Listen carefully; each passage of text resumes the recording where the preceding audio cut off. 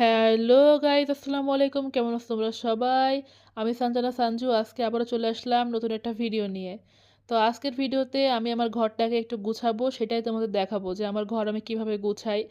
তো আমার ১ম এ বিছানাটা গুছিয়ে নিতে হবে। এর জন্য আমি যে বিছানার চাদর ছিল সেটাকে আগেই উঠিয়ে ফেলেছি। আর নতুন বিছানার বেডশিট, তারপরে বালিশের কাভার এগুলো পরিয়ে নিচ্ছিলাম। ১ম এ আমি মাথার যে বালিশগুলো সেইগুলাকে কভার পরিয়ে নিচ্ছি। ডোন্ট জাজ মাই বালিশের খোল। এটা অনেক পুরনো একটা বালিশ। পিলো কাভারগুলো পরানো হয়ে গেলে আমার চোখ গেল বিছানার ডিজাইনের দিকে। মানে যে ডিজাইনগুলো ছিল কাঠের সেগুলোতে অনেক ধুলা জমে গেছিলো। তো আমি ভাবলাম এগুলো পরিষ্কার করি। তো এগুলো কিন্তু অনেকদিন পর পর কেরোসিন তেল দিয়ে পরিষ্কার করলে অনেক ভালোভাবে পরিষ্কার হয়। তো আজকে আর সেভাবে পরিষ্কার করিনি, জাস্ট নর্মালি একটু কাপড় দিয়ে পরিষ্কার করলাম।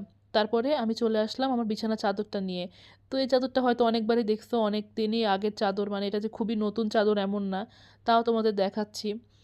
আর ভিডিও করার কন্টেন্ট মানে ভিডিও করার টপিক না থাকলে যা হয় আর কি।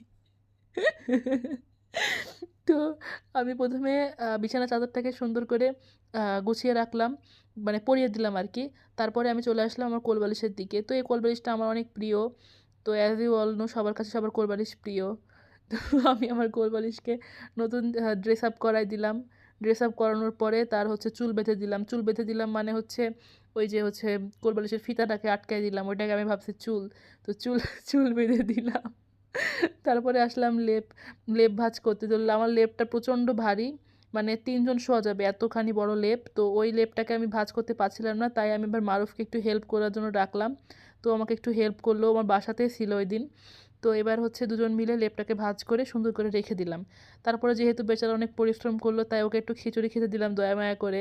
এটা হচ্ছে সবথেকে ফেমাস আরএস ফুড প্ল্যানেটের ভাইরাল কাচ্চি খিচুড়ি। তো ওইদিনই ফার্স্ট টাইম আমাদের ট্রাই করা হয়েছিল খিচুড়িটা। তো এই যে দেখো আমার ভাই এখন নিজের মুখ লুকাচ্ছে, মানে ও কেন জানি মাঝে মধ্যে আমার ভিডিওতে আসে, মাঝে মধ্যে আমার মুখ লুকায়। আবারও রুমের মধ্যে চলে আসলাম। তো এবার গুছাবো আমার রকিং চেয়ারটা। অ্যাজ ইউ অল নো আমার রুমে কিন্তু ফার্নিচার বলতে কিছুই তেমন নেই। তো এই রকিং চেয়ারটা আছে এখানে, আবার আমি আমার ব্যাগ রাখি, আমার ভাইয়ের ব্যাগটাও রেখে দিলাম।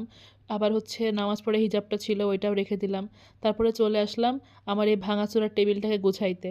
মানে এটা হচ্ছে একটা স্টাডি টেবিল বেসিক্যালি, বাট এটা হচ্ছে ভেঙে ফেলছিলাম আমি। তো এখন এটাকে আমি এমনি ঘরের ভিতর রেখে দিচ্ছি। যেমন কোনো কসমেটিক্স বা কিছু রাখলাম তো এগুলোর জন্য ইউজ করা হয়।